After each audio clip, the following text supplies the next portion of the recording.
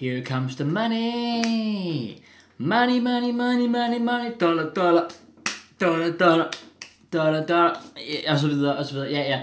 Jeg prøvede engang at bruge sådan den rigtige sang, og så blev den sådan instantly copyright-klædet, så det gør vi ikke igen. Vi kører med den. Vi kører med min personlige. Ja, anyways, mine damer og herrer, velkommen tilbage, hvor vi i den her uge, den her dag, den her måned, forhåbentlig, kan være mere aktiv på den her kanal her, mine damer og herrer. Så hvis I er nye, hop lige ned og tryk på subscribe-knappen en gang, fordi, mine damer og herrer, vi er tilbage med videoerne her på kanalen, og det vil også sige, vi er tilbage med reaktionsvideoerne. Som I kan se her, så har jeg altså fundet en lidt sjov en her. Top 10 rigeste fodboldspillere of all time. Det er Non-Stop Football, der har lavet den. Så tjek dem ud, der er link til videoen her, som altid nede i beskrivelsen. Og ja, lad os bare komme i gang. It's not exactly breaking news that modern footballers are paid huge amounts of money, but making 5 figures a week and having 10-figure net worths is insane. These are the 10 richest footballers of all let's time. go. David Beckham allerede. Man ved bare, han er på listen. Number 10, Andre Iniesta.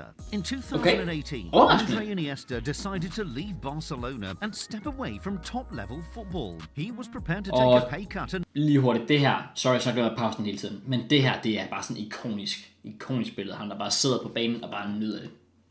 Han er done der. Det er vanvittigt. Move on, but instead his salary actually increased. Iniesta was one of the best players in the world in his heyday. Hvorfor skal de vise det her? Hvorfor skal de vise det klip, bro? Alongside Xavi Hernandez, Lionel Messi and Sergio Busquets, he won 9 La Liga titles and 4 Champions Leagues at the Camp Nou. Insane når du tænker over det. Winning goal in the 2010 World Cup final and was a key part of the Spain sides that tried. Sikke en fucking karriere han har haft. Lad os bare lige hurtigt respekt. Iniesta. Jesus. Euro 2008 and Euro 2012. At 34 years old, with his career winding down, the Spaniard left one of the biggest clubs in the world to join Vissel Kobe. Now, that might sound like an odd move, but when you consider the Japanese side were willing to pay Iniesta $30 million a year, well, it makes a little bit more sense. Today he's worth around $123 million. 9. Fuck off. Wayne Rooney. Fuck off. Wayne Rooney's incredible wealth and success was decided by one decision that almost cost him over $100 million. Some young footballers are barely known when they make their debuts. That wasn't the case for Rooney. Everyone seemed to know about Everton's young sensation. When Rooney turned 17, Everton gave him the maximum possible wage they were allowed to pay him at that age. Rooney's first contract was worth an incredible £13,000 a week. At the big... Prøv lige over at være så god som teenager, at klubben er sådan, okay, vi giver det højeste, vi literally fysisk og lovligt kan gøre. Det er jo insane. Så har man med det. Så har man med det allerede som 17-årig. Og hvad der det vilde Rooney, det var, at han bare fortsatte. Det var ikke der, han peakede. Altså, bro, my man havde bare den vildeste karriere derefter. Det er vanvittigt at tænke på. Deals kept coming for Wazza. When he joined Man United, he was earning £50,000 a week. By 2010, the pay had risen to $180,000. It seemed that Rooney's life-changing decision at just 14 years old wasn't a bad one. Rooney would go on to become one of the most talented footballers England has ever produced. But aged 14, Rooney simply wasn't enjoying football anymore, so he almost quit. He was getting more and more into boxing and considered taking it up full-time. He'd have liked... Nice, han er faktisk oprigtigt interesseret i boxing, så den der jubelsvin var, altså... Det var faktisk... Okay, for jeg tror bare, det var random. Han lavede den. Fuck, fedt. He ended up with just a few thousand in the bank and working a normal job like most of us. But being the talent he was, Everton panicked. They were desperate to persuade Rooney to keep at it, but they knew the decision lay out of their hands. In the end, thanks to Everton's youth team coach Colin Harvey, Rooney didn't quit and today has a lucrative property portfolio, has pocketed huge sums from deals and has a net worth of $160 million. Insane. Men prøv lige at overveje, at manden var ved at quit. Det er jo faktisk en... Altså, det er jo sindssygt at tænke på i sig selv. Number 8, Zlatan. Altså selvfølgelig Zlatan.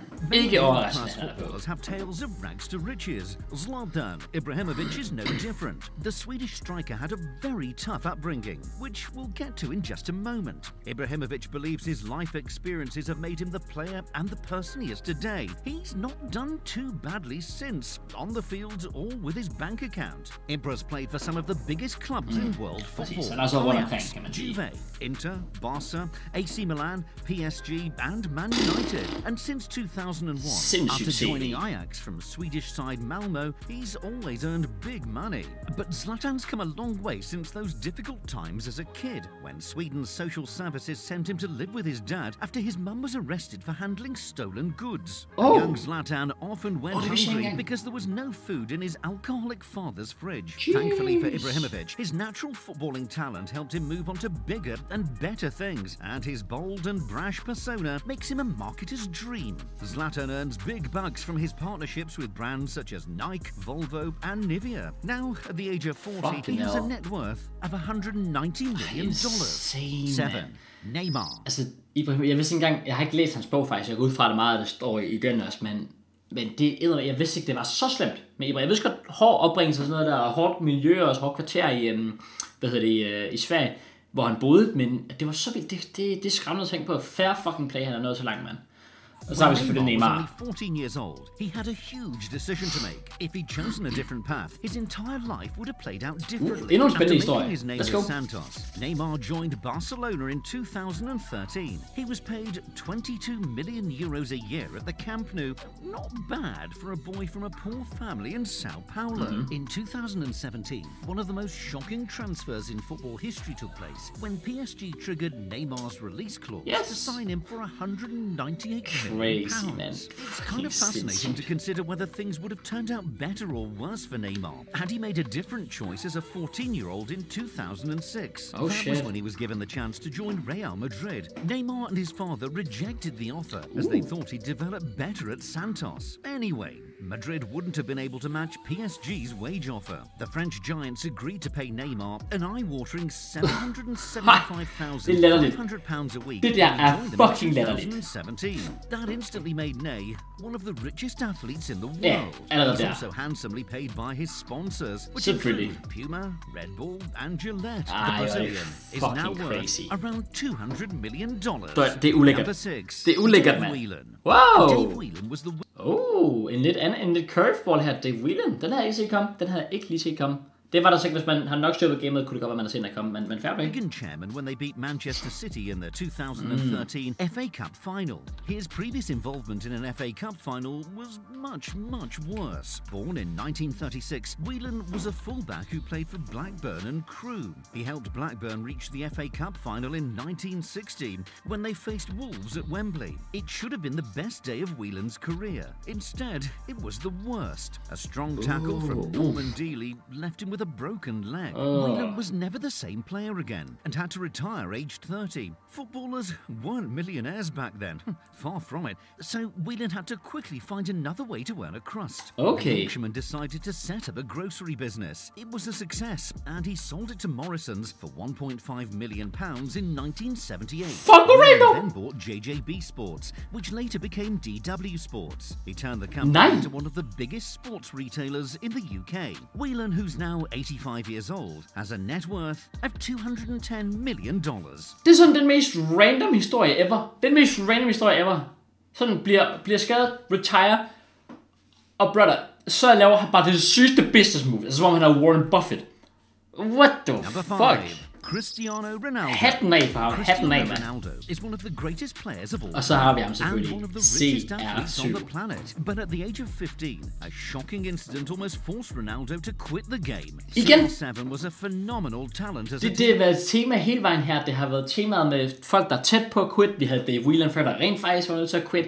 Spændende.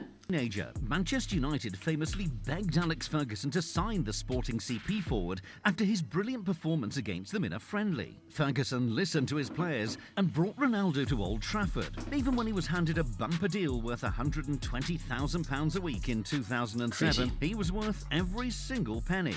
That was also the case at Real Madrid, where Ronaldo's most lucrative deal saw him paid £365,000 a week.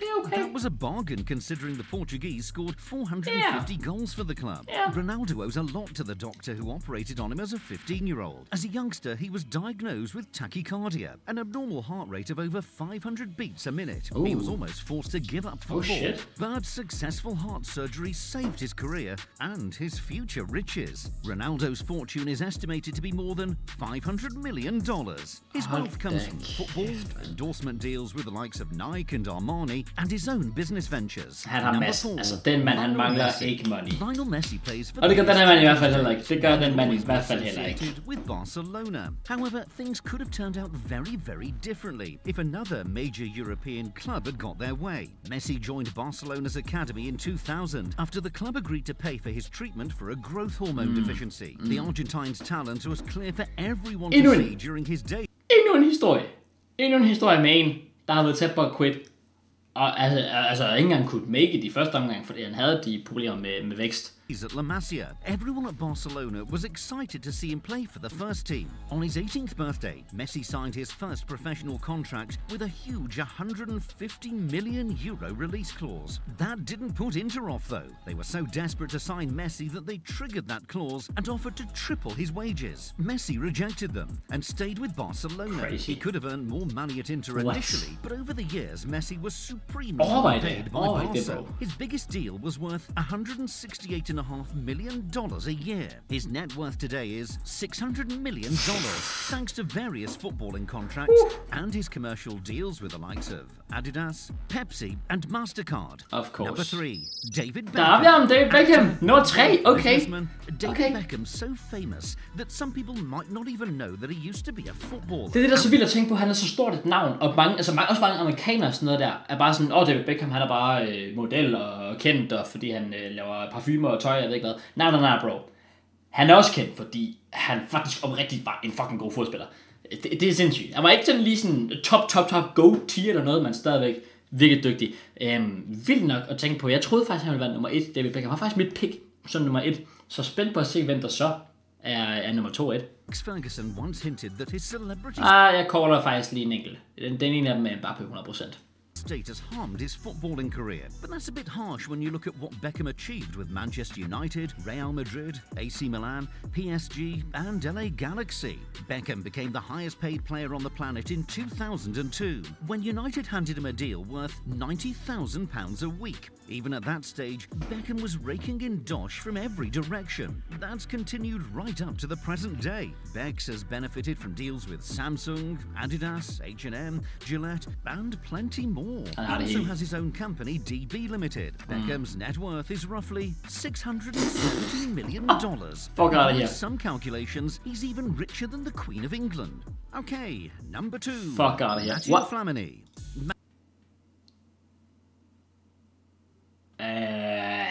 Undskyld, hvad? Richer than the Queen of England. Okay. Jeg skal bare lige ham sige det igen. Hey, number 2. Matthew Flamini.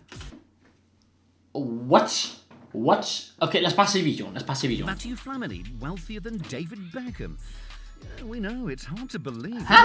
Flamini had a decent career, but most people don't know he's one of the wealthiest sportsmen in the entire world. And you'll be even more surprised to find out how he made his money. Flamini was a solid rather than spectacular player for Arsenal and AC Milan. Arsene Wenger rated him highly, but he wasn't the type of footballer who set fans' pulses racing. Flamini wasn't a flair player. He did the dirty work so that others could shine. He was tenacious, hard-working and intelligent on the pitch, and those very same qualities helped him to become a multi-billionaire off it. In 2008, Flamini co-founded GF Biochemicals. His aim was to find sustainable alternatives to oil-based products. Over the years, the company grew and grew and grew, and it's probably grown even more since you started watching this video. The Frenchman is now worth $14 billion. Flamini retired... Undskyld, kan vi lige gå tilbage til Beckham? 670... Okay, så 670 millioner, det vil sige ikke engang 1 milliard. Ikke engang 1 milliard. Så har du lige Flamini. Watching this video. The Frenchman is now worth $14 billion. Flamini... Hvad? Er der nogen, der kan... Var der nogen, der vidste det her? Der er en eller anden, der siger mig, at jeg har læst det her før. I don't fucking know. Jeg havde ikke regnet, at han ville være... Måske havde jeg tænkt, om det måske en lige kunne snige til en benzinplads der. Han er den næst bedst betalte, bro. Næst bedst betalte. Eller ikke næst bedst betalte, sorry, det er forkert. Han er den næst rigeste Hvad? Og så igen, vi har Beckham 670 millioner. Family 14 milliarder. Hvem er så nummer 1? Så er du ikke engang Mbappé. Det kan du ikke være. Det kan du ikke være. No, no chance. Jeg skal lige høre, hvornår den her video fra. 7 måneder gammel, så den er jo ikke engang... Altså, så Mbappé kunne jo tænke sig godt være på. Men så han... Det vil sige, hvis... Altså, jeg går ikke ud fra, Mbappé nummer 1. Men fatter så nummer 1, og så er Mbappé ikke engang nummer 10. Okay. Jeg har så mange spørgsmål. Number 1, Fike Bolkaya. Okay, raise your hand if you've heard of Fike Bolkaya before. Jeg har ikke hørt om. No, that's exactly what we thought. Bolkaya has My guy har været i Chelsea. Jeg har aldrig hørt om. What the fuck? a net worth of $20 billion at the age of 23. How is that even possible, we hear your crime? Well, we can guarantee the reason is nothing like you'd expect. Bolkaya was born in Los Angeles in 1998. He spent time in the youth academies at Southampton, Chelsea and Leicester, but all 3 clubs let him go. He once had a trial at Arsenal, but didn't get a contract. Bolkaya currently plays for Chonburi in Thailand.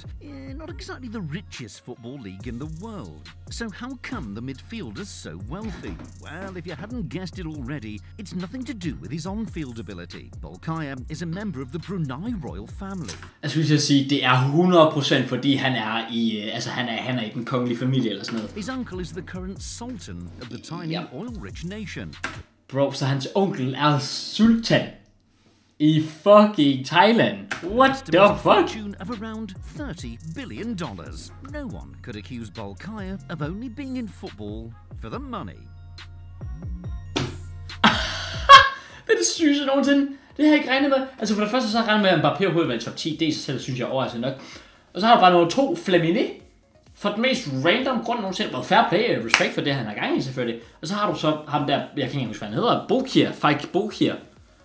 Fordi hans onkel, legit sådan, er ja, hvad der svarer til, at den danske konge går ud fra, eller den være som dronning endnu, men ja, jeg går ud fra, det. Bortset fra, at de så har mega mange penge. Det har vores dronning måske ikke ligefrem i samme grad. Det har jeg faktisk ikke nogen anelse om. Jeg er bare i chok. Jeg er totalt i chok over det der. Bare sådan, at de to, altså nummer 1 og 2, ikke engang er på grund af, altså på grund af fodbold. Altså, det er ikke fordi, de har haft en god karriere eller sådan noget. Flaminé måske til en vis grad har haft en decent karriere i hvert fald, men altså, det er ikke ligesom Ronaldo, Messi, Beckham. De er der bare. De er der bare på grund af noget helt andet. What the fuck, det er fuldstændig insane. Det er sindssygt nok i sig selv, det har jeg slet ikke set komme. Så ja, men dem her, wow, det var en meget øjenåbende video, og ja, jeg ved ikke, hvad jeg skal sige andet end, fuck, det var insane det her. Så ja, tak fordi I så meget alle sammen. Det var det for den video her. Smid like, hvis I nød den. Subscribe, hvis I vil se mere. Og vi ses.